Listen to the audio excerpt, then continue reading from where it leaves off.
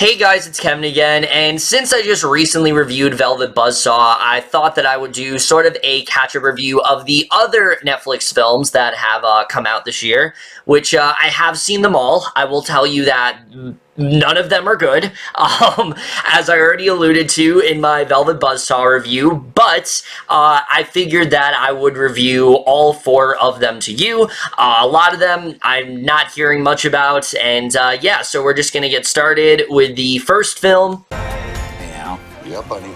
Thanks. It's what I do. Whoa.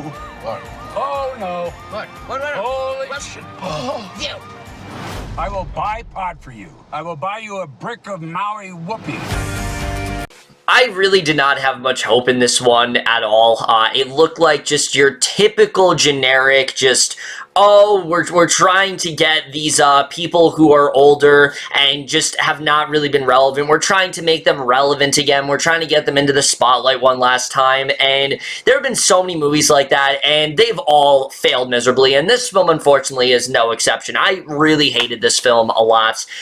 The one thing that this film really disappoints on is especially its main 2 stars here. I mean, you have Richard Dreyfuss and Chevy Chase. These 2 guys are really funny. When you get them in a good project, they can be really funny. Chevy Chase especially, I mean, this is the guy who's in all the National Lampoon movies.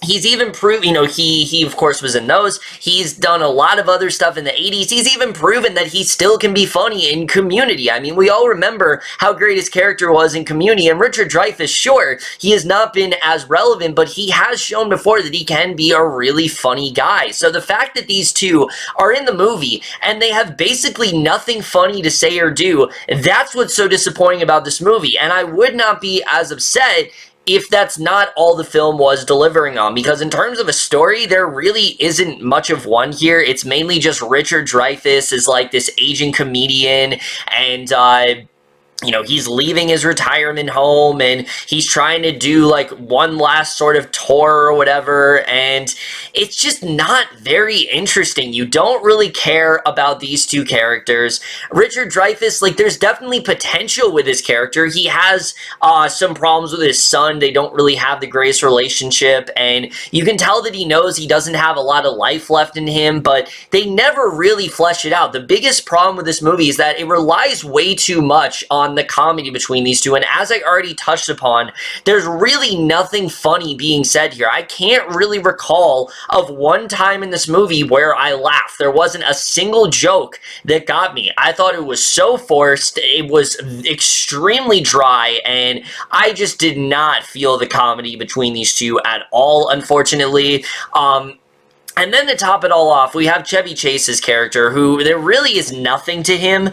But then they try to give him layers in this one sequence that happens. He's at this, you know, comedy thing, and, you know, he's watching Richard Dreyfuss perform. He's clearly high, and there's this sort of like trippy sequence they do, and it is already a contender for one of the most pretentious things I have seen all year. It is clear to me that they are trying to add something deeper to him, and it does not work at all. There's like this musical number that starts. It's just weird. I don't know why that scene was in here. It's one of those things they could have easily cut, and I think the movie would have been exactly the same. There's so many plots in this movie that just don't really go anywhere. There's like a relation between him and Andie MacDowell that I just really didn't care about. The jokes that Richard Dreyfuss tells, some of them are downright offensive, especially one that involves Texas. That really didn't fare well for me. Just overall, this is a very unfunny film that is honestly kind of a chore to get through. It's really boring. It has 2 actors that are really good in this movie. Like, I don't want to say the acting is bad. It's just they're not really given anything funny to say or do. There's a lot of stuff that just doesn't really go anywhere. And just in general, I really did not care all that much about this one. So the last laugh overall, I'm going to give a D+. They moved the launch site. We're stuck here! We can make it.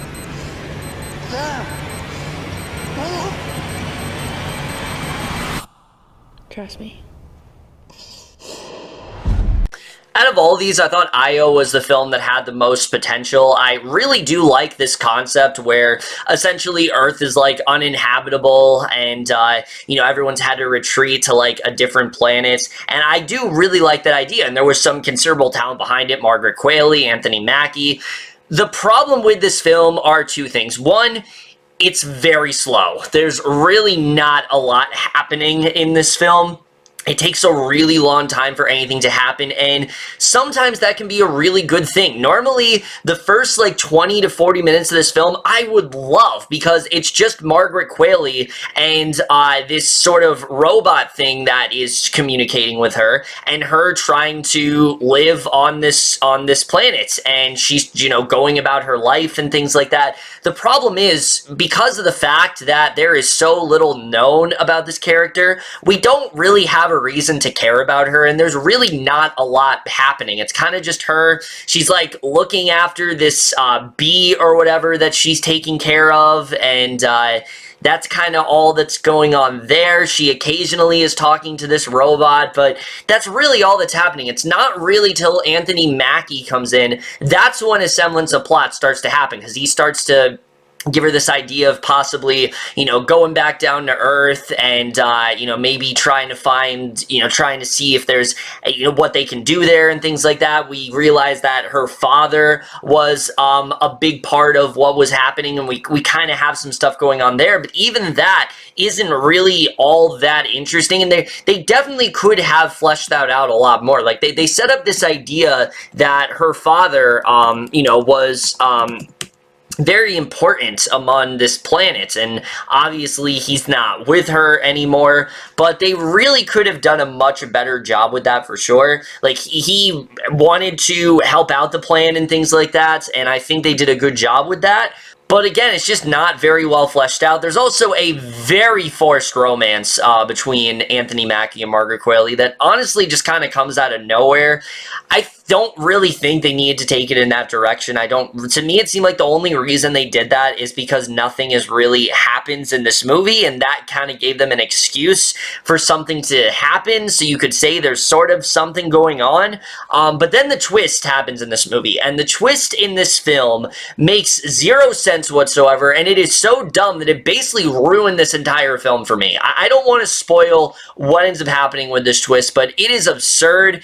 There really is nothing in the movie that makes to back this twist up. There are no seeds planted where I'm like, okay, that's why this is going on, and I really don't get what this movie is trying to say. At the end of the day, I feel like it is trying to say something deeper, but I really don't know what it is, because to me, it just felt like another one of those misfire sci-fi films that we've seen tons of times before, and honestly, in terms of the films that Netflix seems to fail at the most, it is the sci-fi films. And this one, it's considerably better than some of the other ones have been for sure, but it's still not a good movie. The performances are good. They both do a good job in the film, but just overall, I really did not find myself to be all that invested in what was going on. There was definitely potential, but overall, that ending, like I said, really did ruin things for me. So I am going to give Io a C-.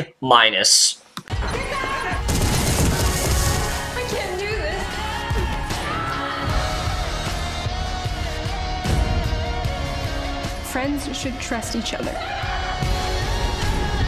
Promise me. I promise. Alright, good news about Close. It is the least terrible of the ones I'm talking about. That being said, it's still not a good movie. There are, again, it's similar to I.O., there are things to like about this film. The performances are all pretty good. Noomi Rapace does a really good job as Sam, this sort of this caretaker for the girl Zoe in this movie. She's trying to look after her. She's trying to help her out through the situation, and she does do a really good job. You can see the stress that is getting her. There's a really great scene where she is outside and she's smoking a cigarette, and you can see that she's trying to act calm in this situation, because that's what she's assigned to do. She's assigned to protect Zoe and to make it seem like what's going on you know, they're going to be okay, but you can tell she's very stressed out, and I do think she did a really good job there. The problem is this film is very generic. There just isn't really a lot to care about here. There's a lot of, like, government and terrorist stuff going on that I just did not really care about. The main girl, Zoe, is really not that interesting. She's basically just a girl that is assigned to Sam because I guess she was having sex with her last caretaker. I don't really understand that, what was going on there. I don't know why that had to be a thing here, but that's in the movie. There is a good bond that they form. There is a good scene, especially in the back half, that I really did enjoy, but I don't think the film focused enough on these characters. It seemed to be way more focused on just action and things like that, and it's not like the movie doesn't take a time to, you know, pause and show these characters, but I just don't think they did enough with it. I never really felt that invested in what was going on. It was very predictable to me. I just did not really care about really any of these characters. I did like Noomi Rapace, as I said, but just overall, there's not really a ton to talk about here. It is the least terrible of the ones I'm talking about. It's definitely the most tolerable for sure, and it's the one that didn't really piss me off like these others did. But still, at the end of the day, I can't recommend this film because I just was never really all that invested with it. It is fairly mediocre. You've seen it 1,000 times before, and you've definitely seen it done better. So this one overall, I am going to give a C. You're not a good man, but you're doing a good thing.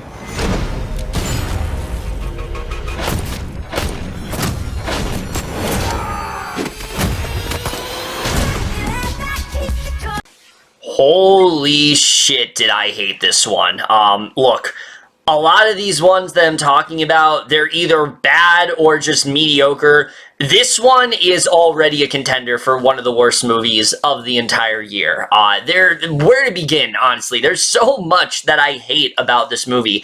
First of all, I will say right now, the John Wick comparisons are not accurate. This film is not trying to be like John Wick. What it is clearly trying to be is more of a comic book. I mean, everything about this, it's trying to be like a comic book to an annoying degree. I mean, there are points in this movie where every single time it cuts, it's never a cut. It is a wipe, and it looks terrible. I get what they're trying to do. It's trying to be like the page of a book or something like that. It's obnoxious. I hated it, and it's really dumb. And within the opening minutes of this movie, I pretty much knew I was going to hate it. It's so overly saturated and just glossy looking to the point of nauseating. I mean, it's very hard to look at points, and it just does not look real. There are a lot of points in this movie that feel like a video game, and it doesn't really work at all.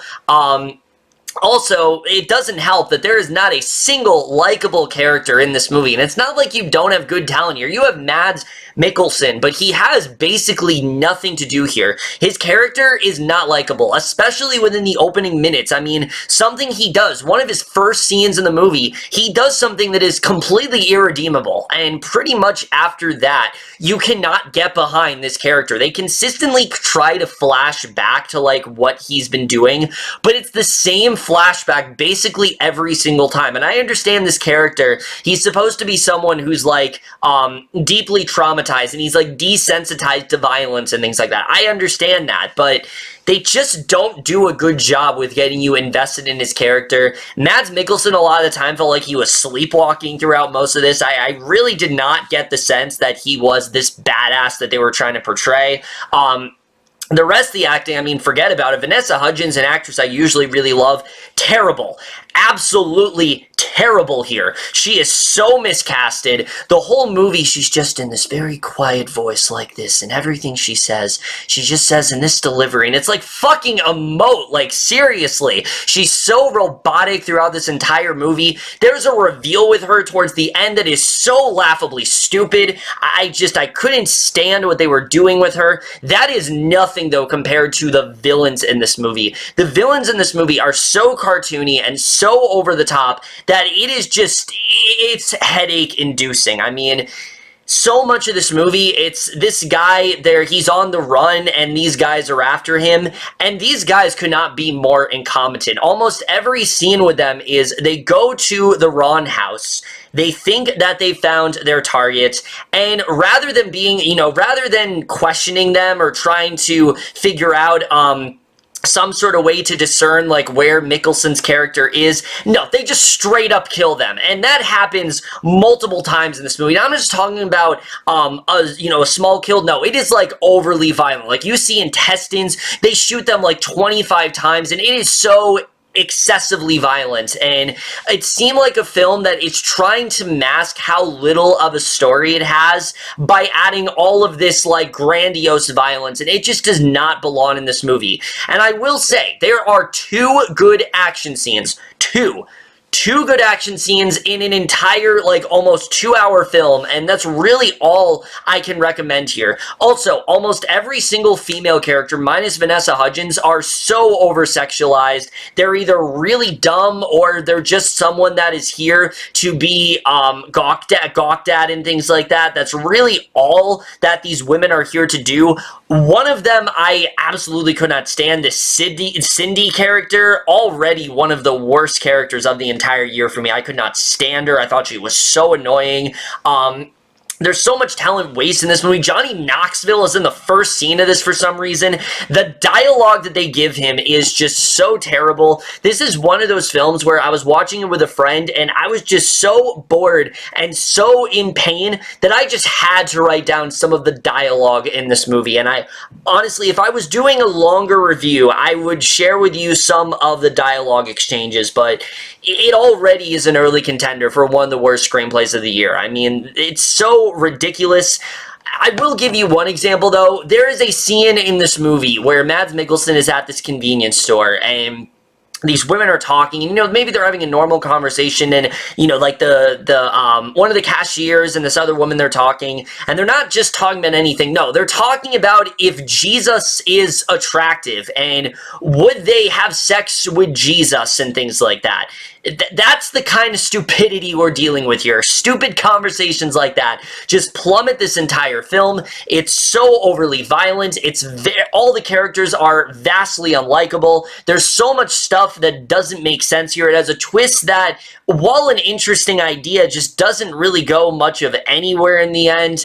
Also, the villain in this movie is fucking terrible. He is so not intimidating. He's very over the top. He has this really disgusting thing going on with his fingernails. It's just, there's so much I hate about this movie, to the point where I want to do a full review for it, but, I stuck with the catch-up Netflix thing. I might as well stick it out, but Jesus Christ, just things like that just really bring this film down for me, especially in terms of its, again, just grossness and how over-excessive it is with its violence. It's just very hard to watch. Just overall, this film just really pissed me off. It was extremely annoying. It's everything I hate about the type of movies that Netflix takes on, and it's clearly trying to be one of those big franchise films that's trying to be like the next great big comic book film.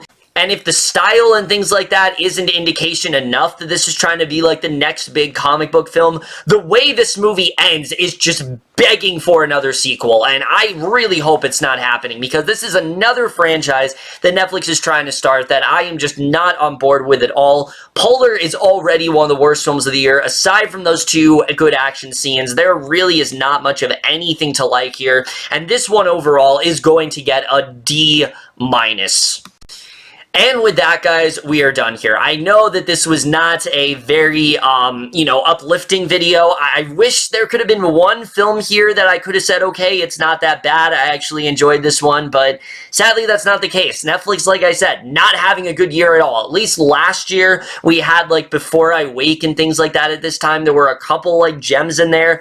This year so far really disappointed me, and I'm hoping that they do release something good soon. I mean, on the TV front, they're doing a good job, but in terms of movies, they just continue to fail, and I was really thinking after their big, all the accolades and the amount of praise that Roma was getting, that maybe they'd start to change their ways, but it seems like, if anything, they've gone even further down the rabbit hole, and I just don't think they're ever going to learn their lesson there. But either way, guys, that's it for this video. Hope you guys enjoy. If you've seen any of these films, let me know what you think of them. I honestly can't recommend any of them. It's unfortunate, but I really can't. I mean, Close, I guess you can play in the background, but the others, just stay far away from them, especially Polar. Jesus Christ, please stay away from that one.